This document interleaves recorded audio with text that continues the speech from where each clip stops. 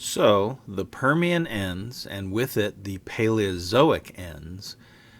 And the thing about the end of the Paleozoic, the end of the Permian, is that it marks the largest of the big five mass extinctions. It really is the closest that the Earth has ever come to wiping life completely off of it. You're looking at a paleogeographic map of the world at the late Permian. So this is just before the mass extinction. And notice we have Pangaea there, again, the pole-to-pole landmass. We have Panthalassa, the giant one-world ocean. And there's life both on the land and in the oceans, of course in freshwater as well. And it's thriving. It's thriving, particularly in the oceans, where you have all kinds of scenes like this. These are just two different museum reconstructions, dioramas of life on the ocean floors of the Permian, and you can see it's teeming with life of all kinds, benthic, nectic, planktic, but it all comes to an end. And so again, in this is a simplified diagram of the same thing we've seen before. Remember, every time this curve goes up, we have an adaptive radiation, and every time it goes down is a mass extinction. So number one is the end of the Ordovician. We've already talked about that. Number two is the end of the Devonian. We already talked about that. Well, look, we have now covered the C and P, Carboniferous Permian, late Paleozoic, and we're at number three, and notice it's the most precipitous drop. This is number of families. If you look at the y-axis, it's number of families. If we were to plot up number of genera, genuses, if some of you say it that way, that would go even lower. And if we plotted up number of species, it drops almost to the bottom. The estimates are that about 96% of all species on planet Earth go extinct at this line right there, this PTR line. And this is both in the oceans and on land. And I say here causes unknown, but really since the year 2000, we've really been working on this all over the world, and we have a better idea about it. We've known about this for a long time. This diagram actually comes from Phillips, 1860. He was the son of William Smith, and one of the things he did was an early example of mega evolution. He just took all the museum fossils from the British Museum and a couple other museums of Europe and plotted up the number of species that he had in those museum collections. And notice his curve runs the opposite way from the other one, but notice you've got Paleozoic life starting, you've got some ups and downs, then a big down spout right there. That's the end Permian mass extinction. And then you have another Mesozoic life, another down drop, and Cenozoic life peaking way up here where we are. We'll step back a slide and see here this convention today runs it the other way, but notice we plotted up today as, again, life with skeletons arising, there's some rising, falling, a big drop here, another sort of up and down roller coaster, another drop, and then the highest peak being what's in today here. So we've known about this a long time. The problem is that there are not a lot of places where you can go to find what we call a conformable Permian-Triassic boundary, a place where the rocks were continuously deposited over this event horizon. And there's just a few of these around the globe. So if you look at the map on the top, that is a map of the world today, and it's numbered 7 of these places where you can go see it. In the lower map, that's the Pangaea world, and it shows where they are scattered around the Pangaea world. I should say right now we've added number 8, which is out here in western North America, Nevada, through the work of myself and my students and a bunch of other people now. So we've got one out here, but most of these are in what we call this Tethyan region. Now you look at where these places are. There's China, Pakistan, Azerbaijan, Iran, Greenland. A lot of these places are complicated to go study at for various reasons. This sort of India-Pakistan area, they're at war with each other. And it's also the high Himalayas, hard to deal with. Armenia, Azerbaijan, very hard to deal with. Iran, no.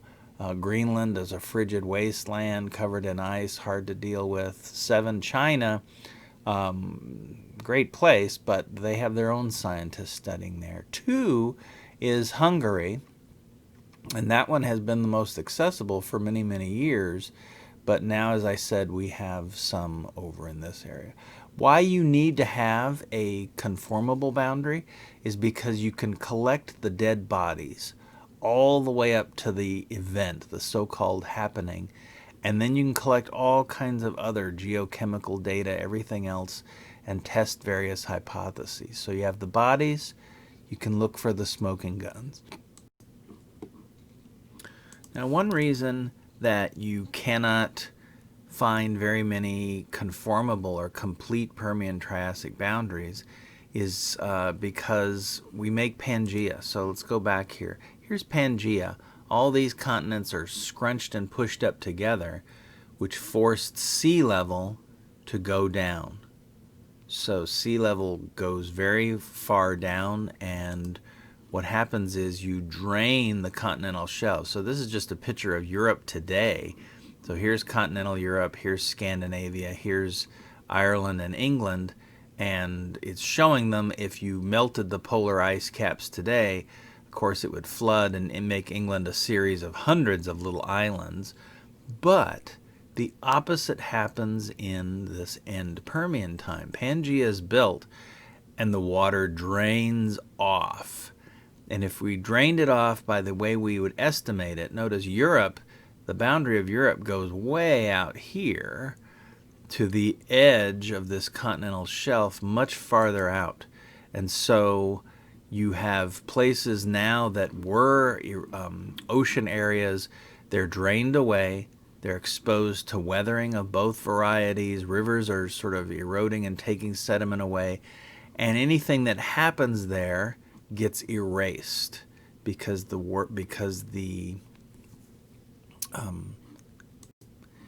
sediments, the sedimentary record is removed. Okay, that's what complicates it. What it means is that if you go back again to this area here, these places that are numbered, they mostly are places that, even though they put them on land masses here, it's really the adjacent ocean areas that are sampled. They're places that they were deep enough so that even when the water drains off of Pangea, they are still underwater, and we can study them. The life on Pangea is very few places that you can even think of where there's a complete record. All right, so let's get to what we think did it. The first event, what happens is sometime before this end of the Permian, in Siberia, we have an extreme event of volcanism. So this isn't just sort of a single little conical shaped volcano opening up. These are giant fissures that open up in the earth and create huge, the largest volcanic eruptions ever on planet Earth. These things cover 9 time zones of Upper Russia and Siberia. Think about that. The United States has 4 time zones, so it's over twice the size of the United States. The timing is right. Boom, the volcanoes come out. Well, now this is volcanoes spewing lava mostly, also some gaseous propellant, obviously, that always happens. And the big killing is not going to come from the lava. That's going to kill everything in the immediate vicinity. We talked about this before. But the bigger killer comes from these gases that are going to change the composition of the atmosphere. The killing mechanism for this is excess CO2, which causes acidic rain, climatic changes, really just CO2 poisoning, which we call hypercapnia. But it's not enough. It's still not enough to do the killing on the giant global scale that we're talking about here. So this starts it. This kick-starts this thing. The next thing that happens is that all of this extra stuff in the atmosphere forces climatic changes which are already coming, already happening. As Pangea forms, you change climatic patterns such that you have both evidence of extreme heating and extreme cooling. So you have a little bit of both. That's why I have pictures here of both sort of a dry desert wasteland and then a glacier type area. The killing mechanism here is the usual. Animals, organisms, plants, any kind need to adapt, move, or die. The heating of this began well before, but with the advent of the volcanic explosions, adding so much extra CO2 to the atmosphere, the heating gets ramped up even farther. The world becomes extremely hot. This is already an outdated picture here. This is a scientific model, a computer model of Pangea and how sort of temperature patterns would be on it. And these are degrees Celsius, and so we're talking about the central portion of Pangea being extremely hot, the oceans being superheated again, and this is a low estimate. Today we'd have, and this would equate to, about 100 degrees or so consistently over this vast swath here. Now we have estimates that take this up to 120, 140, even up to 160 degrees. Basically, we could not live in it, and a lot of organisms at the time could not live in it as well. They had to migrate, or adapt, or die. This then causes a huge change in the oceans. All that extreme heat on the surface of the ocean causes a great, what we call thermocline. The upper ocean gets superheated. Then below that, there's a sharp line where the cold water stays down. In this cold water area, you have the development of what we call anoxia. All of the oxygen gets used up, and it's a place with deathly toxic waters. There's no oxygen there. It kills life that needs oxygen. But if you have areas where there is upwelling, then that black oxygen absent water moves to the shallow water. And any organisms that are there that need oxygen, and that's most of them, then get killed from this thing. So this is the killing of the oceans, but it doesn't this won't kill the terrestrial things just yet. Now step back again. You see here's this modeling of the Earth's heating, and you see the vast swaths of the oceans get superheated. Developing a thermocline, it caps the water such that the water on top is superheated, the water below is cold, but oxygen depleted.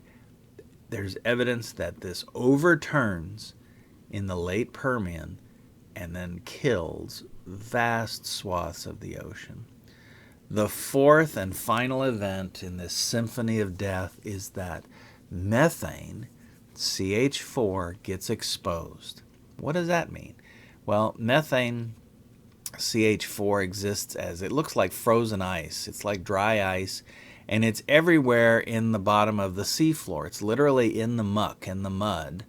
And it's in this frozen state because it's so cold down there. If you are lowering sea level, as this top example shows, this methane hydrate is now exposed and it vents and gases off.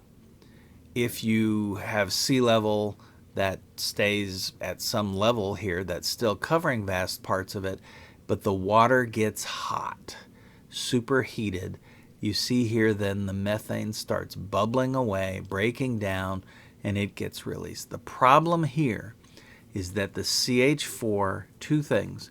It is both an extreme greenhouse gas, meaning that it holds heat into the Earth's atmosphere, and then it also rapidly reacts in the atmosphere to form CO2, another one of the big greenhouse gases.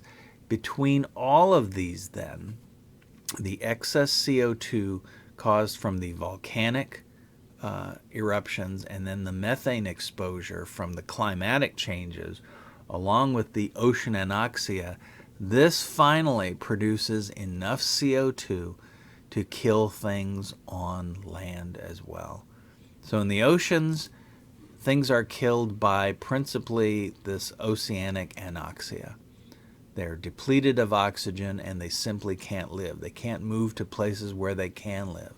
On land, they are done in by extreme temperatures and super high levels of CO2.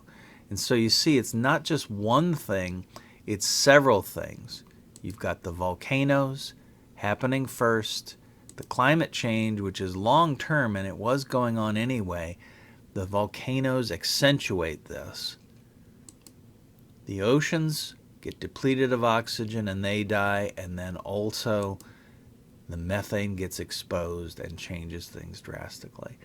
And these things, plus perhaps even a couple others, caused this great, great death at the end of the Permian, the largest mass extinction ever.